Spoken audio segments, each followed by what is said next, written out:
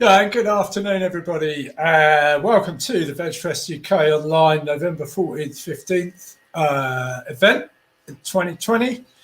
And this is today, the Sunday, the Wildlife Summit in conjunction with Animal Aid and the Humane Wildlife Solutions. Thank you for joining us. And we're very happy today to welcome several guests. You can follow all of this on the vegfest.co.uk website. There's plenty of presentations, live streams, exhibitors and such like on there. We're also on the Facebook pages and across the social media.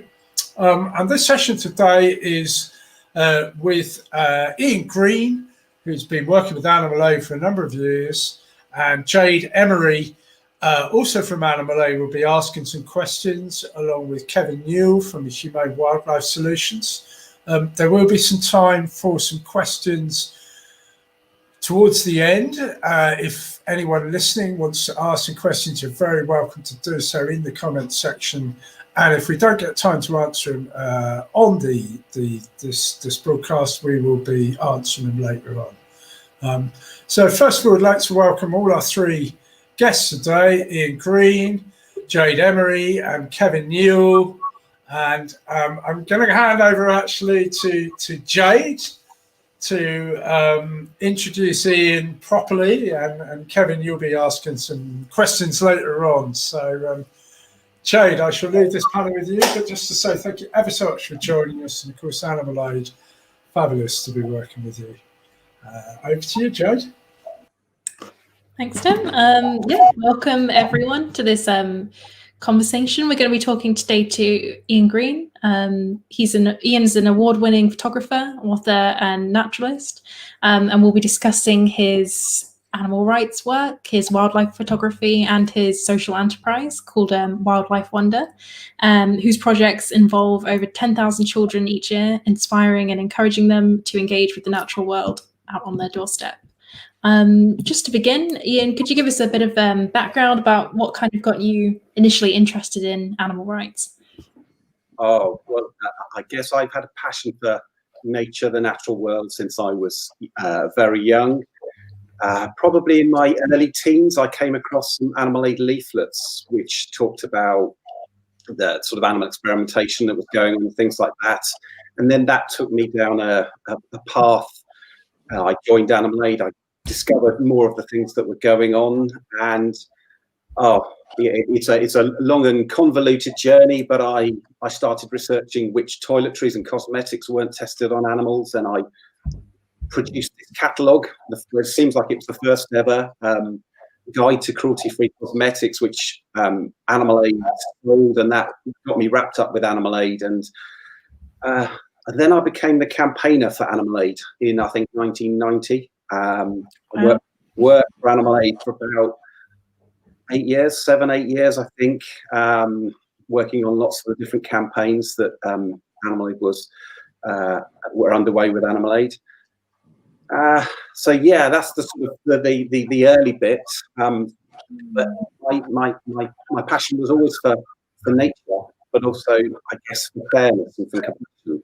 So those wrapped up, they took me on that journey that was about discovering the natural world, but also campaigning for animal rights and campaigning for a better world, I guess. You mentioned a cruelty-free guide that you put together. When was that? 1986. Maybe I did one in 1985, I think. That must have been quite a challenge back then to even gather that kind of information. Well, it was, and I was 15, you see. So, wow. I was 15, and so he was trying to persuade the companies that this was a genuine thing as well. But it was amazing, and I think back now, and I was talking to companies like Honesty, and that are still very much a fantastic company now. And I was talking to them back then, and it's seen the journey that we've gone on with cruelty-free cosmetics. But yes, researching those companies, and of course our definitions of what's cruelty-free has evolved over the time as well. But certainly at that early stage, it was trying to get at least a guidance of information out there that would help people make the right choices. Yeah, absolutely. Wow, that must have been such a challenge. And was that like a similar kind of time that you adopted like a plant-based diet? Yeah, so I went vegetarian when I was 16, and then I went vegan when I was 20, 19, 19, 20, that sort of age. Yes. Yeah, I guess back in, that's 30 years. Yeah, I'm saying how old I am. That's a few decades ago. So yes, I remember the challenge of trying to find soya milk, and the only place you could go and get it was Superdrug at the time, and it was sort of, it was a very different thing to it is now. Yeah, I find it so interesting when I speak to people that have been vegan for decades and how much things have changed. And I have the hugest respect for people that did it back in the 70s, 80s, 90s, because it must have been so difficult, especially compared to now. You can get anything you can kind of dream up, you can get a vegan version of it from your local corner shop. So things have changed a lot. It has. I mean, I've just been reliving the childhood memories of mint chocolate chip ice cream because I haven't had it for a long time. And yes, I had it. Oh, the new Tesco one, yes. Yeah, I had it in the last week, and that was very exciting. So, but yeah, of course, things have moved on massively, and that's okay. It's made things easier, but it's a sign of the success of the campaigns that Animal Aid and many other organisations have been running. The changing attitudes. Absolutely. Animals, but also the changing attitudes to the environment, because a lot of people have gone vegan because of environmental issues as well. And a key thing with this is that people are thinking about the choices they're making, or whatever their motives, they're thinking about those choices, and that's fantastic.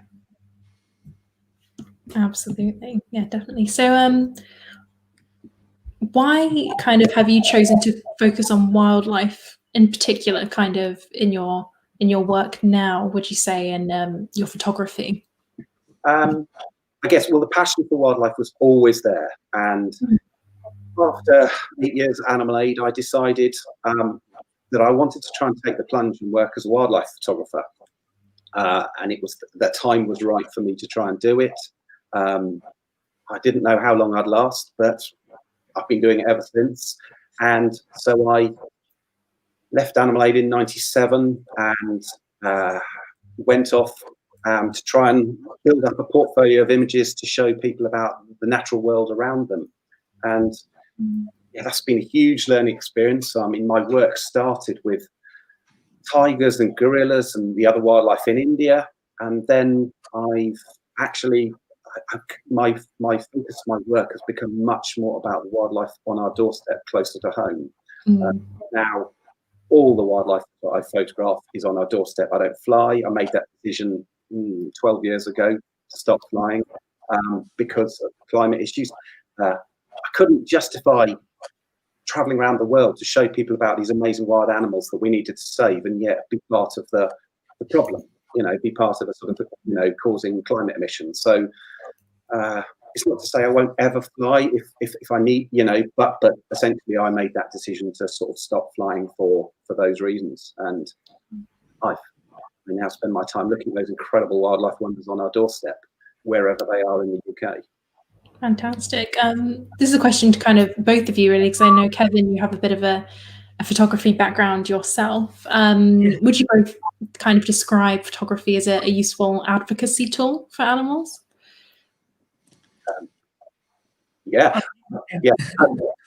I would, absolutely. It's a brilliant tool. It enables people to show things.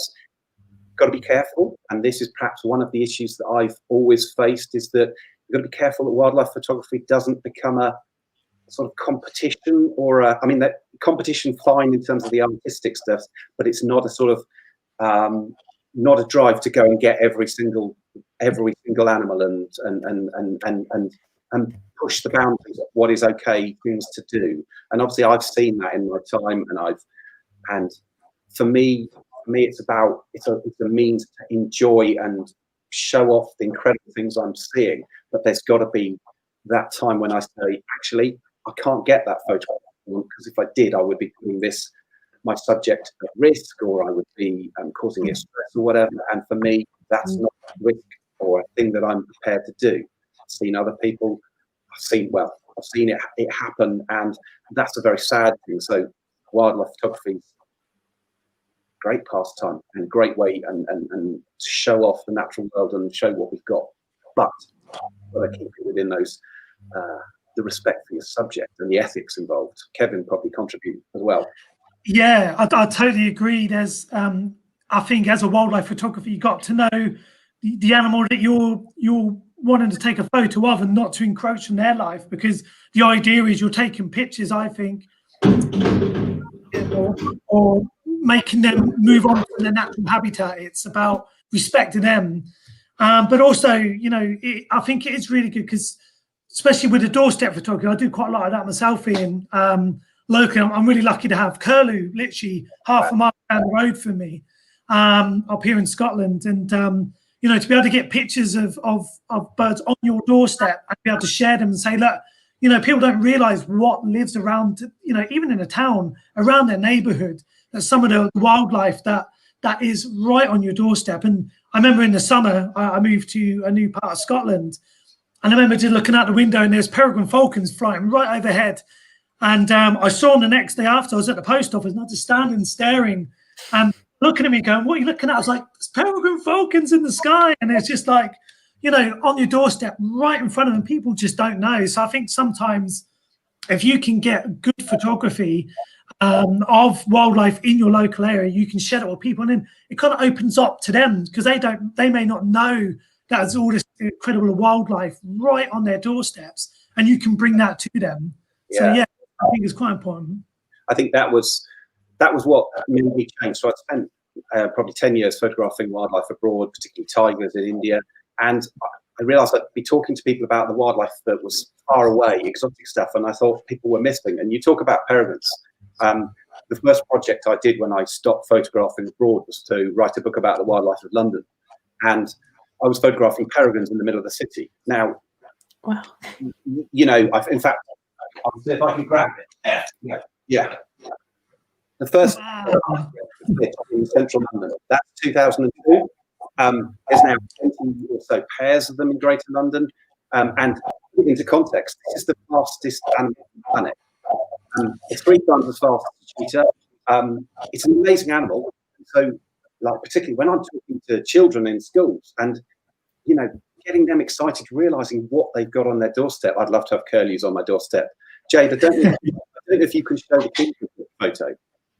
Oh, yeah, absolutely. Yeah, just give me 1 second. Yeah, if there's people often say to me, what's your favorite ever moment with wildlife? And I've had some fantastic moments with tigers and gorillas, but my favorite ever moment was taken just about 2 or 3 meters from my back door.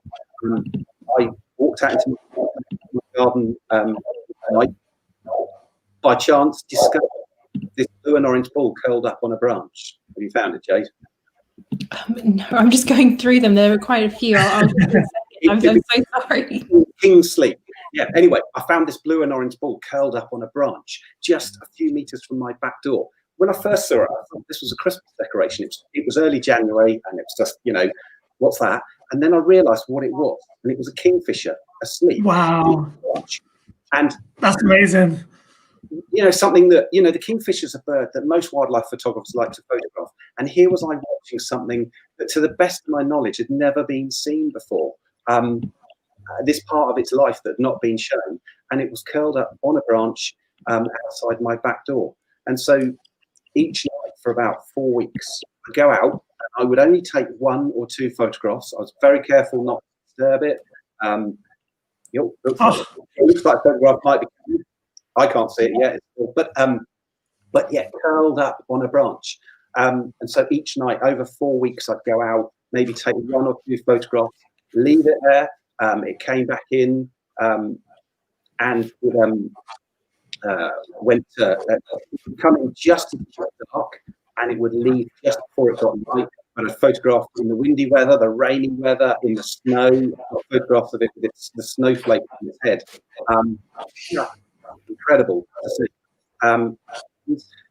You know, so when I think of those wildlife experiences, as amazing as the ones who are far away, watching this unique experience, in my garden, and it's a reminder to me that wherever we live, there's something amazing happening outside our doorstep. Whether that's peregrine falcons in the middle of London, whether it's kingfishers on my doorstep, whether it's the starling murmurations that they're starting to do in the middle of winter now, where the starlings gather in millions to make those incredible displays. There's just so much wildlife out there to explore and to discover. I think it's just kind of stopping, isn't it, and just looking and listening. And I think once you stop and just become a part of the environment and what's going on around you, you start to see more straight away. Just, put your phone down, stand still, stand in a spot, get comfy, and half hour later you start to notice everything that's going on around you. And I think sadly people have lost that now, Iain. Would you agree that people are so rushed with their lives that they're almost lost that stopping and standing still and being quiet and seeing what's going on about you? Yeah, definitely the importance of slowing down. Yeah, slowing down and really noticing. And actually, you said put your phones down. The work I do with schools and community groups, actually, I use phones or cameras for that exact reason, to slow them down and start to notice things. Perhaps when we're walking around, we don't see those things going too fast. But when you give, in my case, when I'm giving children a camera and I'm saying, go and see what you can discover, go and find nature, with that camera, it helps them to slow down, and then they notice those incredible things. Yeah, we do go too fast, and we need to slow down and notice what's going on our doorstep, whether it's just the subtleties of the autumn colours that we're going through now, but perhaps at the tail end, or whether it's those early signs of spring, or whether it's animals, birds, insects, butterflies, whatever it may be that's around us that when we look carefully. There's so much to discover. Yeah. I'm not sure if you can see at the moment, Iain. I've put on one of the photos that you sent me on the screen of some children kind of taking a look into what looks like a river. My internet connection is so bad I can't see any of the photos you're showing. Yes. Okay. Just if you're then showing pictures. So the natural progression from my work, a head teacher that knew my work as a wildlife photographer said, would you come into the school and talk about your work? Which I did, and that progressed. And what followed, I went back to that school with some cameras and we took the children out. And I've worked with that school every year for the last 12 years. Now, as you said, I work with about 10,000 children a year, getting them outside into nature, noticing things, looking at things, looking at colours and the shapes and creatures. I often joke, if I was to ask children what the nation's favourite animal was, I think they'd say woodlice, because children are fascinated. They love woodlice. You go into any school and you'll find children making dens for woodlice, little shelters for woodlice. They've got that natural compassion, that interest, that fascination for the natural world and wanting to look after them. And so, whether it's woodlice, whether it's peregrine falcon, whatever it is, children discovering the nature. In fact, one of the things that I've thought about more recently, in the last couple of years, when we've looked at the sort of climate protests and the student climate protests, and there's been almost a suggestion that young people are going to save us. And that's fantastic, that we need the next generation to be passionate. But frankly, we need the current generation to be passionate. Absolutely. We also need the young generation to be able to enjoy it without having that they've got to save it as well. So that looming threat. Yeah. A lot of my work with children is saying, enjoy it, and so that they actually are able to experience nature for the right reasons, and not just because they've got to save it. Because that's putting a lot of pressure. And so encouraging them to love it, and before you ask them to save it. And so I guess, and I think they naturally love it anyway, but perhaps that's often lost with children, that that it gets sort of pushed out, gets squashed out of them, whatever reason that is. But they start off with this passion, but maybe they lose it somewhere along the line. So it's trying to keep that it's vital to encourage that. Absolutely. Yeah, and I look at the amazing work that Animal Aid's education department is doing, working with schools and talking to kids about these issues, whether it's environmental issues or the way we keep animals in farms or experiments, or should animals be used in circuses, or any of those discussions, having those conversations with children to that education is really important. Definitely. So how long have you been running your organization, Wildlife Wonder? So I set up Wildlife Wonder. Must be about. I started with a few schools and progressed. Say it's now 10,000 children a year. I say in a normal year, not this year. Yeah, that's made things a bit more difficult. But I've probably been doing it for about the last 10, 12 years, and a lot of the schools I work with every year. So the children have got to know me. They've grown up with me from reception, 4 or 5-year-olds, and then I've watched them leave and then go on. And I hope that some of those are going to be the conservationists, the animal campaigners, the environmentalists, or simply just people who value and care about the natural and their own lives, and then they make those differences. Yeah, it's been a fantastic journey, and inspiration, and seeing the value it offers to the children as well. So, you know, there's a being in the natural world is really important for our health and our well-being, as well as the other way that looking after it, but also for our health and our well-being. And seeing children that are normally perhaps very quiet or got issues in their lives or whatever. I've worked with schools where the groups I take out are those children that need that little bit extra. And I just had some incredible encounters with children where they've just being in nature, where it's not judging them, and they're in the bluebell wood or whatever it is next to their school, and they're suddenly able to be relaxed and be themselves. No one's expecting anything of them, and suddenly they are able to, they sort of come out of themselves. And you know, I regularly have a conversation with teachers, a conversation with teachers where we're working with children that perhaps their behaviour in the classroom might have been very challenging, but outside in the natural world, they're absolutely engaged, and they're suddenly, their language, the way that they're talking about things is really fantastic. So there's that sort of outdoor learning is so important. Absolutely. And I think spending time outside is, you know, brilliant for everyone's mental health. And spending time in nature is incredibly grounding. So as you say, if these children do have kind of issues with their lives, connecting with nature and wildlife is a fantastic thing to do.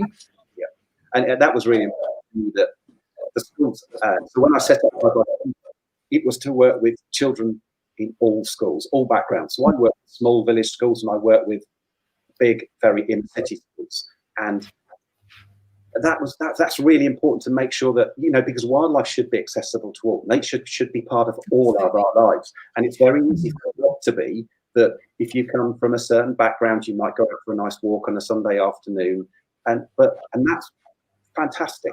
But that every child should have that opportunity. So some of my I work with lots of sort of inner city or urban schools where children perhaps have less of that access naturally, and to give them those, you know, so that they have those opportunities, because it's essentially being out in nature, enjoying nature, discovering animals. You know, they don't need big animals, but discovering what's on our doorstep should be something that all children have that opportunity to do as they grow up.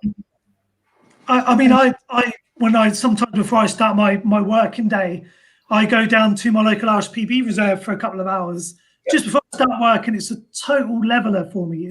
It's so calming and sets me off really good for the day. And I was down there trying to photograph a marsh harrier. It was just down the road from me. And I saw a spider just on the side of the hide next to me. I got so excited about the spider, I nearly missed the marsh harrier. It's like, I've still got that from when, like you were saying, that children have that natural excitement about wildlife. I still get that about even a little spider I've never seen before. And I was like taking pictures of the spider. Like, oh no, the marsh harrier. Trying to get a picture of them. It just clears your mind. And I think if that has that effect on me, then you know, that effect that must have on younger minds who are, you know, taking it all in. It's such a cool experience. I remember doing school trips as a kid and going doing pond dipping and just simple things like that, and it was just the best thing ever. I know, it's fantastic. Yeah, it is. It's you say about spiders. Still, anyone who follows me on social media will know that one of my favourite creatures is this wasp spider.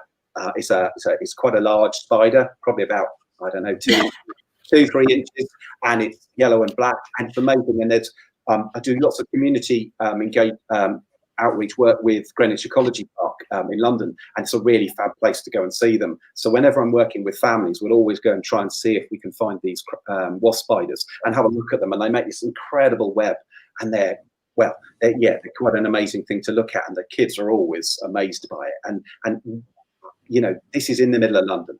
This is, you know, wow. You've got this fantastic, exciting species, and it's somewhere where kids can discover it on their doorstep, or families and things like that. So yeah, you often get distracted from the main purpose by those little things. You can never plan a day out in nature, and that's probably the excitement for me and sometimes the kids. You can go out thinking you're going to see one thing, but that might not be the thing that you actually end up. That ends up being the highlight of the day. Yeah, maybe you saw that thing, but it's the other, whatever it was. Yeah. It's that excitement of not knowing what you're going to see is what I love about it. When you head off with your camera, you go out somewhere, and you know, wildlife doesn't play to our time scales or to our needs. It's where it wants to be, when it wants to be. And that's the excitement for me, is just not knowing what's going to turn up when you're out there. And then, you know, you can have a day of absolutely nothing, but that is still as exciting to me as a day where you might see a harrier or a peregrine, or even like a rare spider or something like that. It's just fun of it. Yeah, it is. It's one of the things I spend a lot of time. I take a lot of groups out to go and watch the starling murmurations on the Somerset levels, and every winter for probably the last 15 years I've been doing this, and it is my absolute favourite wildlife spectacle in the world. If you can ever get a chance to go and see a starling murmuration, whether that's in Brighton or Aberystwyth or a town near you, the ones in Somerset where you get 3 million starlings, with incredible shapes, and the different. You know, I've probably watched this murmuration hundreds of times. They are never the same. Sometimes the weather's not in your favour, or they've decided to move a little bit of a distance, and what you see is this huge flock travelling at a distance away. You can see them and you can tell the amazing things. And then sometimes they decide to roost in the reed beds right next to where you live, or where you're standing. Sorry, not where you live, where you're standing. So suddenly you've got 3 million starlings descending into the reeds all around you. I've only ever been pooed on once, actually, and that was when I was with and the kids absolutely loved it. You know, the starlings came overhead, and then as they went over, they pooed, and you know, but it was incredible. And I watched the starlings. Now, when you get this flock of starlings and they're moving around, you're thinking, how do they know which way to go? How do they work that out? And there's lots of studies, people trying to work out. They think that a starling only has to think about 7 starlings around it, and then it's sort of, but how does it? And you know, when I'm talking with children and I say, imagine if 100 of you ran to one end of the hall and then back, do you think you'd bump into each other? And they'd go, oh yeah, of course we would. Starlings take 1 million, 2 million, 3 million starlings, and they create these incredible shapes, and they don't bump into each other. And exactly why they do it is it to escape predators, peregrines, and then they roost together, and that keeps it that increases the air temperature, so it's about 5 degrees warmer when they roost together. So that's that sort of communal planning, thinking ahead. You know, as a species, they've worked out that, you know, if we roost communally, it helps us get through the really cold winters. But yeah, it's an incredible thing. Absolutely. I'm going to kind of go back a little bit. We did touch on it slightly earlier, but have you kind of ever experienced any conflicts between your kind of ethical veganism and your wildlife photography? Yeah. When I started photographing life, I discovered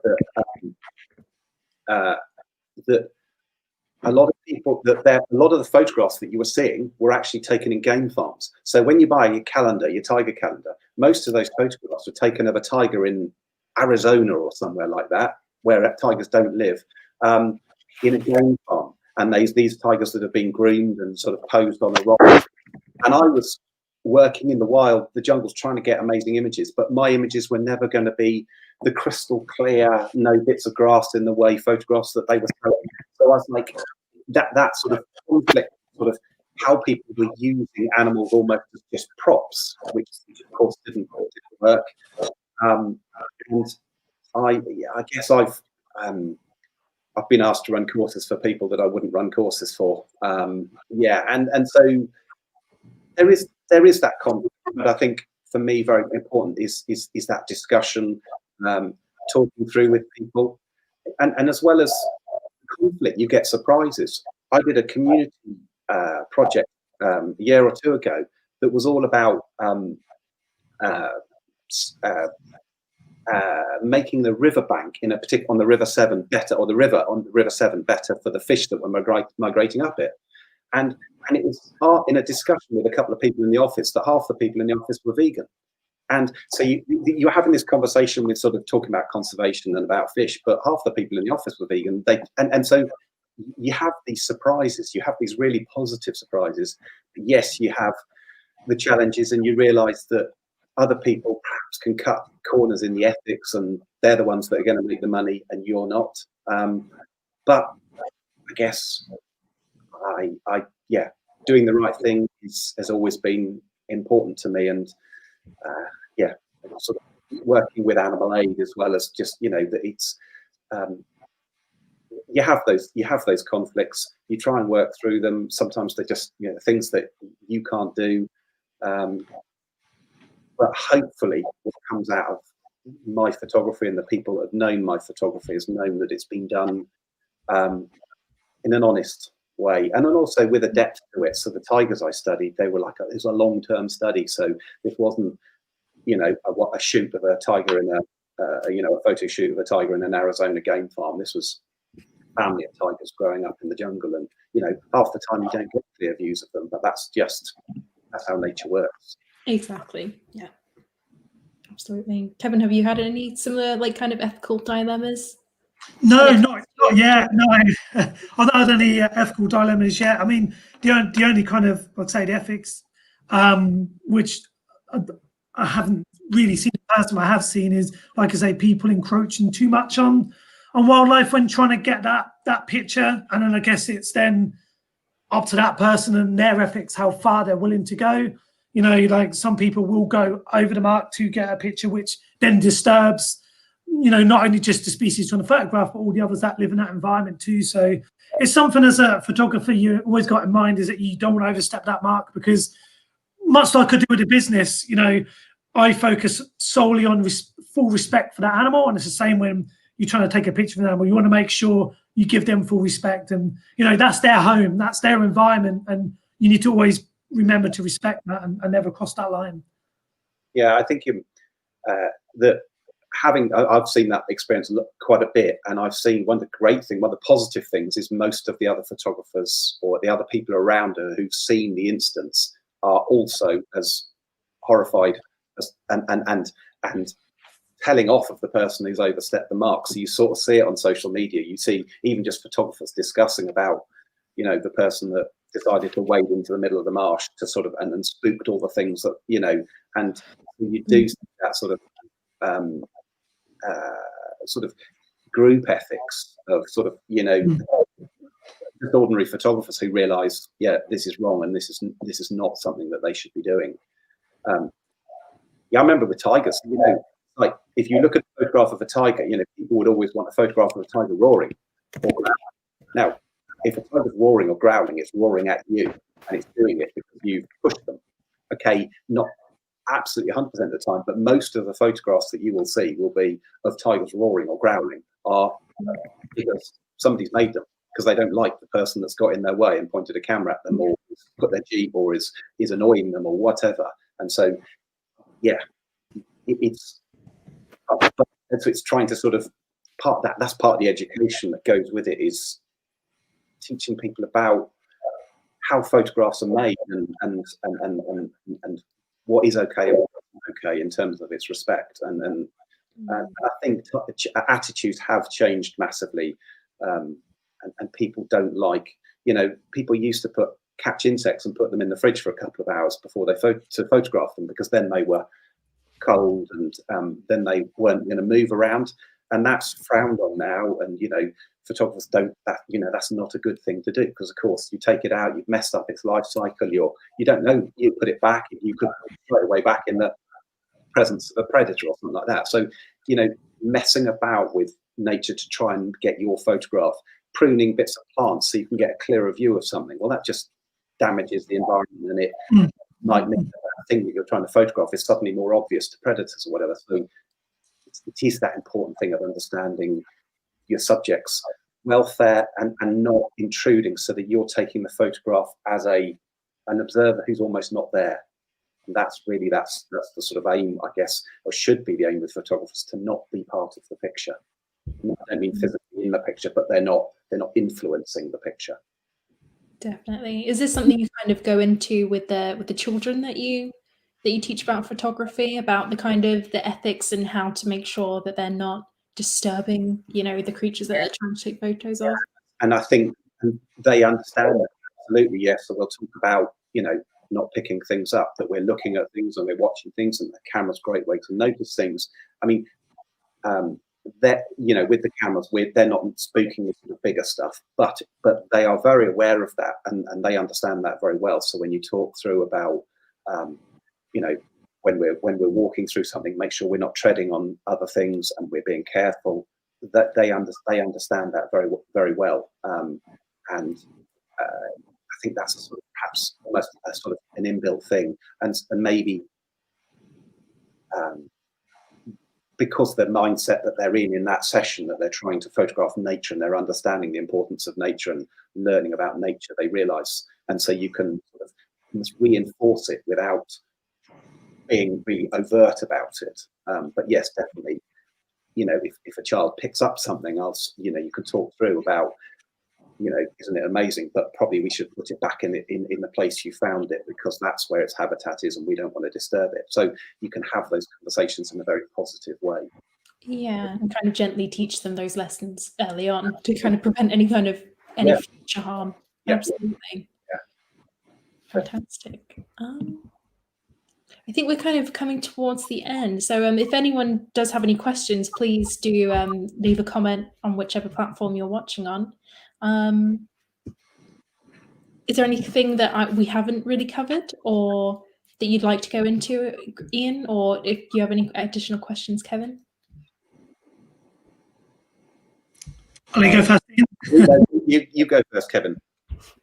I was just going to say, when you're saying about the insects and putting them in the fridge, this year I've really tried to get more focused and more into me moths. And I remember reading a blog online, and they were saying, put them in the fridge, put them in the fridge. And I spoke to some local moth trappers and counters who actually run a wildlife rescue centre near me, and they said, "Oh, no, don't ever do that. It's absolutely mad." But it was weird, because when I had that conversation with a guy at the wildlife rescue, I didn't realise, that these people have got these blogs saying to put moths in fridges, so when you get them out, they're nice and still, and you can take your pictures. And it was a shock to one, learn how bad that was, but also to see it's out there publicly on the internet, that people are encouraging people or directing people who might be new to, taking photographs of moths, that this is the way they should do it. And it was quite sad seeing that and learning afterwards about how harmful that could actually be on that species. Yeah, I think thankfully attitudes are changing, not as fast as perhaps we always want them to be, but having those conversations with people and perhaps challenging. I mean, often things happen because they've always done. People do things because they're always doing things. But if you went with challenging them and asking, and saying, but is that not going to damage the moth? Is it going to put it at risk? And having those conversations, you start to see change. But we know that whatever campaigning you're in, change can be slower than you want it to be, or change is probably slower than we want it to be. But it's just starting to talk to whatever and talk about that issue and raise it as one. Yeah, I think the more we have these conversations, about encroaching on wildlife when doing photography in the ways we do it, the more we have conversations with the people doing it, the more, I think it brings it forward and it progresses it, and hopefully people will start to change. It's kind of taking the old traditional way of doing things and updating it as we go along. And it's better for the wildlife and everyone involved, I think. Yeah, definitely. We do have one question for Iain, or for Kevin as well, if you know the answer. So, are there any materials photographers use where we should be conscious of animal product content? And do you have any general bits of advice for new photographers considering exploring wildlife photography? Well, obviously, film used to be an issue because it was gelatine based, but obviously the digital world has changed from that. I think perhaps an issue that a lot of photographers or ethical photographers might think about is the brands of the cameras that they're using, because we know that some camera companies are heavily linked to the sort of shooting, big game hunting, sort of hunting world, and that they sell products for sort of hunting as well as they do for photography. So definitely work at checking out some of the ethical consumers to look at the brands that you might, the product that might be more of an ethical company in that side of things. And in terms of tips for photographers, stay local.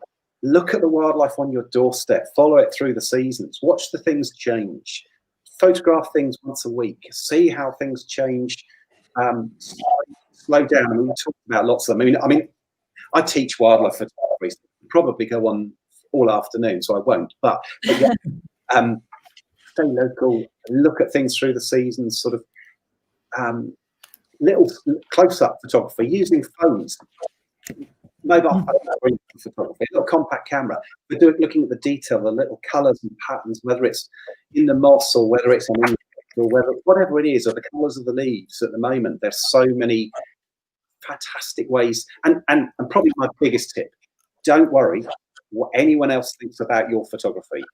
When we take up photography, unless you're being a pro, unless you have to sell it, then you've started photography for your own reasons, so for your own purposes.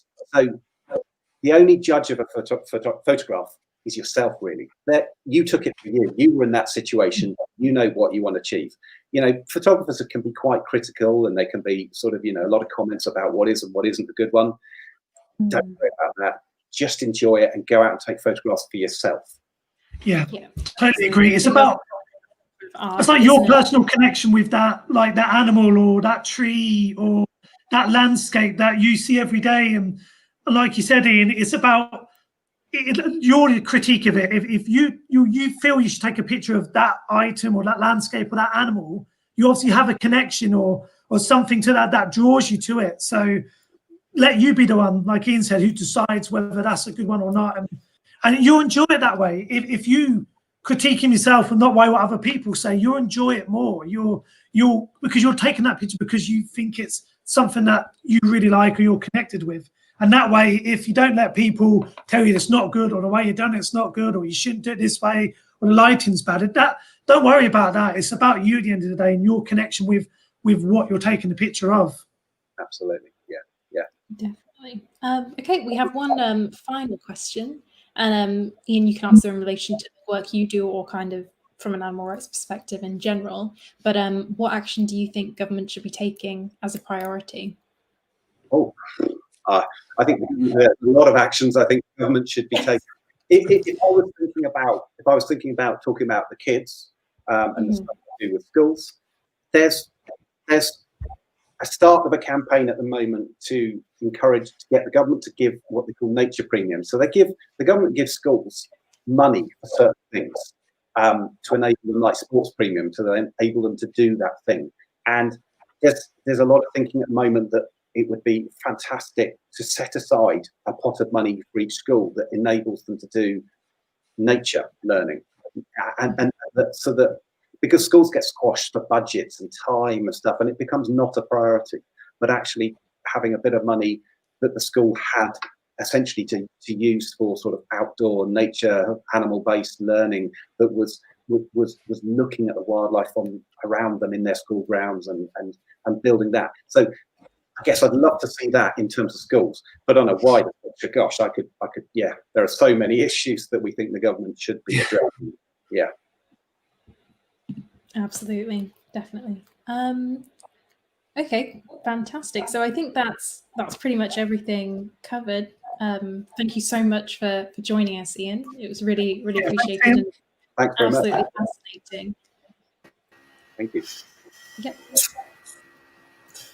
Brilliant. Absolutely. Thank you, Iain. That was great. I was listening away in the background there, and it was very interesting to hear about, especially the photography is an interesting area, and about the education too. I mean, education is such a key issue, and I think we're staggered actually about the lack of education. I feel like I should be doing a song or a dance or something, but I won't.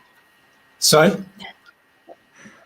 Okay, but I mean, I agree wholeheartedly. It would be wonderful to see some real dedicated education and resources probably going in to make this a priority, and of course the initiatives too that are going on that are basic wildlife friendly, they're habitat friendly. That especially, I was just thinking things like if we were developing things like urban farming, so we were growing all our food on top of our buildings, and for buildings for growing a lot of our food. This would be leaving our habitats alone.